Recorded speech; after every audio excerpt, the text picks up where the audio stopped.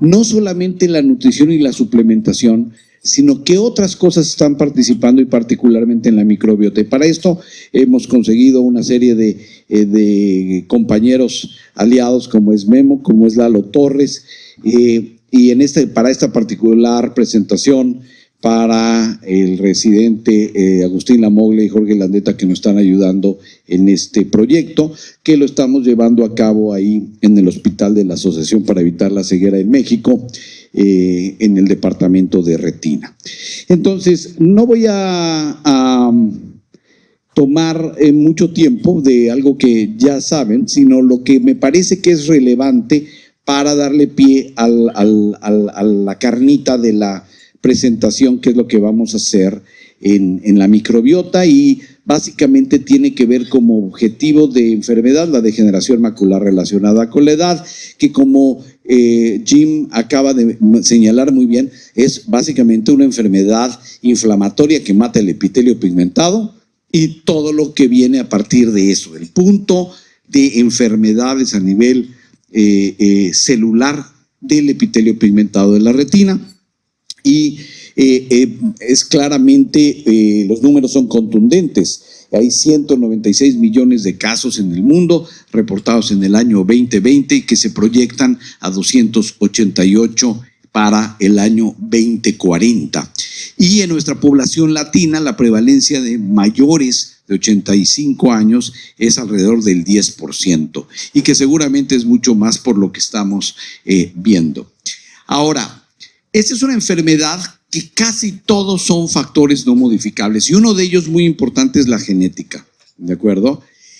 La edad es otra, la edad multiplica el riesgo 4.5 veces por cada década y la genética explica y determina el 71% de los casos tardíos, las variantes particularmente de mutaciones alrededor del factor H del complemento son muy importantes.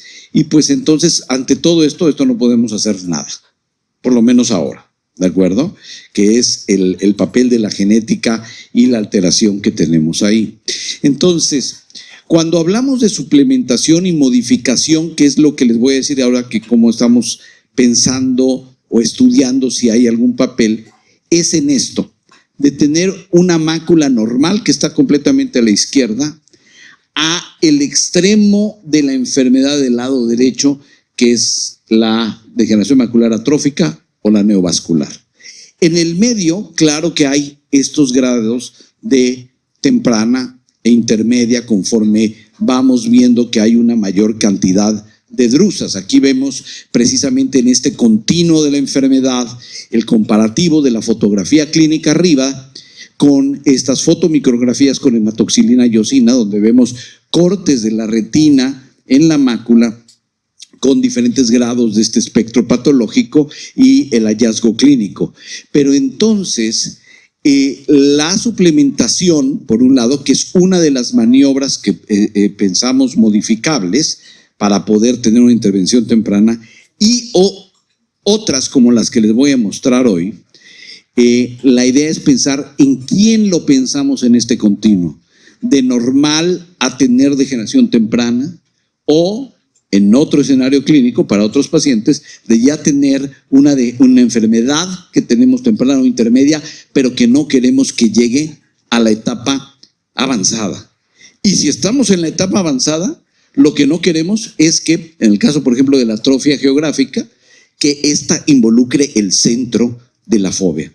Entonces, son entidades clínicas que tenemos que reconocer en nuestros pacientes, en nosotros mismos, para hacer las modificaciones pertinentes que queremos. Y uno de estos que sabemos y que es muy importante es la nutrición. La nutrición juega un papel crucial en perfilar las prácticas culturales y tiene que ver con muchas cosas. Tiene que ver con la disponibilidad de la comida, con los métodos de preparación, con los patrones de consumo, y esto se refleja y influencia en valores culturales distintos.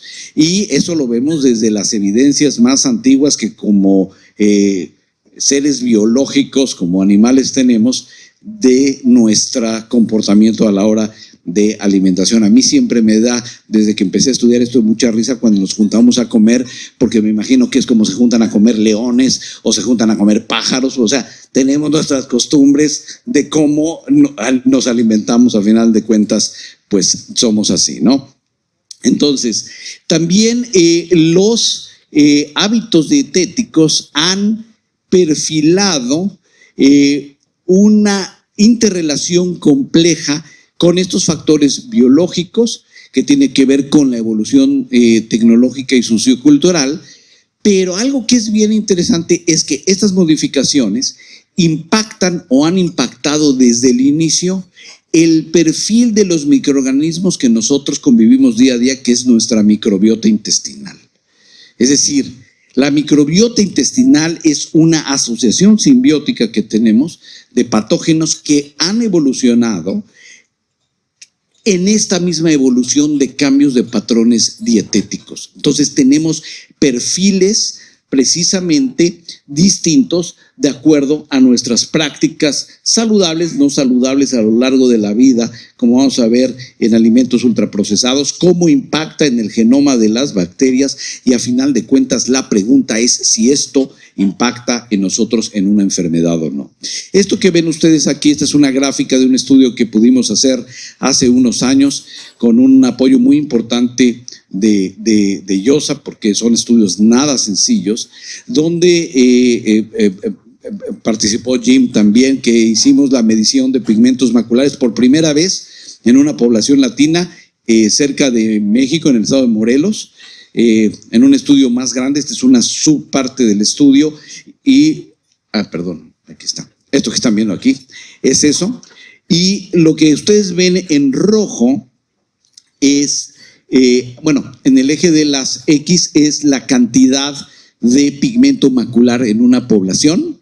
En este caso fue una población suburbana, rural, les digo, del estado de Morelos, y la comparamos con una población caucásica de la misma edad, irlandesa, y como podemos ver, nosotros tenemos mucho más niveles de pigmento macular, que somos los azules, que los rojos. ¿Esto es extrapolable a toda la población? No, es extrapolable a esa población que tiene ese patrón cultural, con esa alimentación que es más rica en vegetales, que seguramente si me lo miden a mí, pues yo voy a estar muy para allá atrás, porque no como muchos vegetales, desafortunadamente, ¿no?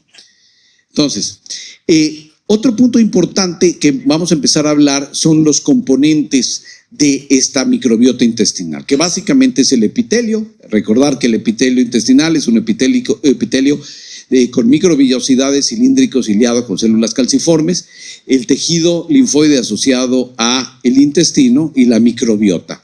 Y normalmente está dominada por unos géneros de microorganismos que ya son muy conocidos, el Firmicutes y el Bacteroidetes, y estos, su presencia favorece la regulación inmunitaria, el control de la inflamación y la producción de ciertas sustancias. No solamente es el microorganismo, sino ese microorganismo qué hace y qué sustancia hace que se produce. Y las alteraciones de esto, que le llamamos disbiosis, dan enfermedades. Aquí hay una lista de ellas que han sido reconocidas, como la enfermedad inflamatoria intestinal, la espondilitis anquilosante, la artritis reumatoide, la esclerosis múltiple. Cómo cambia la expresión, lo que aumenta de tipo de familias de bacterias y lo que baja de tipo de esas bacterias en las distintas enfermedades, con lo más importante que es lo de junto, que es la consecuencia metabólica, que cambia en el intestino, y al cambiar en el intestino eso nos va a permitir absorber o no absorber componentes sanos o componentes de tipo patológico. Entonces, este es el eje central del cual quiero que estemos pensando para lo que ahora estamos llamando como eje intestino, ojo, que tiene que ver con mediadores inflamatorios circulares, ácidos grasos de cadena corta, permeabilidad intestinal y eso. Entonces es la alimentación, impacta en la microbiota, cómo fermenta, y estos productos es lo que voy a empezar a llamar ahora metaboloma. A eso me llevo. Entonces tenemos en la microbiota y tenemos el metaboloma. Entonces, La salud ocular tiene que ver si hay una disbiosis o no. ¿Qué es la disbiosis? Es este desequilibrio que podemos tener, que nos va a dar una inflamación crónica y que me va a alterar este eje intestino-ojo. Y ha habido algunos estudios iniciales que exploran esto en el ojo, enfermedades inflamatorias oculares, en la oclusión de la arteria central de la retina, en la serosa central y por eso es el punto que estamos muy interesados, que acabamos de empezar, que es en la degeneración macular relacionada con la edad. ¿Por qué? Porque esta disbiosis puede alterarnos la absorción de micronutrientes, particularmente los que ya sabemos que tiene que ver y que nos comentó muy bien Jim. Una mayor ingesta, también algo muy importante, es cuál es el papel de los ácidos grasos poliinsaturados y el omega 3. ¿Y por qué traigo a colación el omega 3? Porque si ustedes recuerdan, los resultados de la red dice que el omega 3 no funcionaba. Esa conclusión la tenemos que desechar. No funciona en esa concentración, porque le dieron una concentración bien poquitita en ese estudio, y aparte el 11% de los que no tenían que tomar omega, por su cuenta tomaban omega, entonces pierde el efecto. Pero hay mucha evidencia del papel tan importante del omega 3 y de la relación que está acá abajo, el equilibrio entre omega 3 antiinflamatorio y omega 6 proinflamatorio. Y obviamente para la absorción de diferentes componentes. ¿Y esto qué tiene que ver con nuestra dieta? Particularmente porque estamos comiendo muchos ultraprocesados, ¿no? El comer ultraprocesados nos va a alterar precisamente toda esta alimentación. Tienen aditivos, tienen azúcares añadidos, que está por mucho asociado a un estrés oxidativo y una inflamación crónica, y por eso muy seguramente a una disminución de la absorción de nuestros componentes benéficos. Vean ustedes en varias encuestas hasta el 25, 60, 58% en diferentes series y poblaciones del porcentaje de lo que comemos es con alimentos ultraprocesados. Si nosotros nos comparamos con otros países, aquí vemos claramente cómo México tiene un 35% en esta encuesta de consumo de ultraprocesados. Entonces, parte de lo que también vamos a hacer en este estudio que estamos empezando a medir todo esto es esta medición de ultraprocesados, que no es fácil. Ustedes dicen, ¿cómo mido científicamente qué comes? Bueno, hay gente súper experta que está asociada con nosotros que nos están ayudando precisamente a esto. Entonces, los ultraprocesados nos disminuyen la diversidad microbiana, nos bajan las bacterias benéficas, nos suben las proinflamatorias y pues todo esto redunda en la enfermedad. Entonces, el objetivo de lo que acabamos de empezar este mes es precisamente determinar y comparar el perfil de esa expresión, no solamente el bicho, la genómica, sino la metabolómica y en algunos pacientes la transcriptómica, porque es mucho más caro. Es decir, cuál es el gen, el RNA que se produce en la bacteria que da lugar a ese metaboloma condicionada por el tipo de bacteria que tenemos. Y para eso estamos haciendo este estudio transversal, observacional, comparativo, que básicamente medimos estas tres cosas. La metagenómica, que es quién está ahí, qué bichos están ahí, cuáles no debieran de estar. ¿Cuál es la metabolómica? ¿Qué están haciendo esos microorganismos? Y el impacto de la dieta.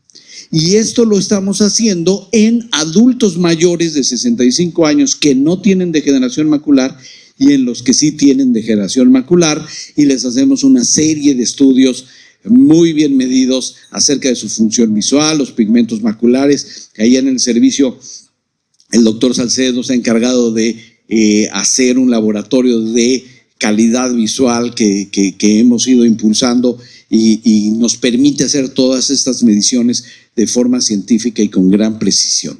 Y finalmente, algo que yo no pensé que nos fuera a tomar tanto tiempo, 6 meses uno de nuestros estudiantes solamente entrenado para hacer la evaluación del perfil nutricional. Eso es un área solita de investigación y afortunadamente tenemos ahí la alianza con varios de investigadores que son expertos en estos. Entonces esto es básicamente lo que me gustaría que se llevaran como una idea, que es la dieta, con todo lo que estamos hablando, impacta en la genética de la microbiota, altera las bacterias positivas y negativas en diferente proporción, y eso junto con la carga genética del medio ambiente pues nos puede dar lugar a la enfermedad o no.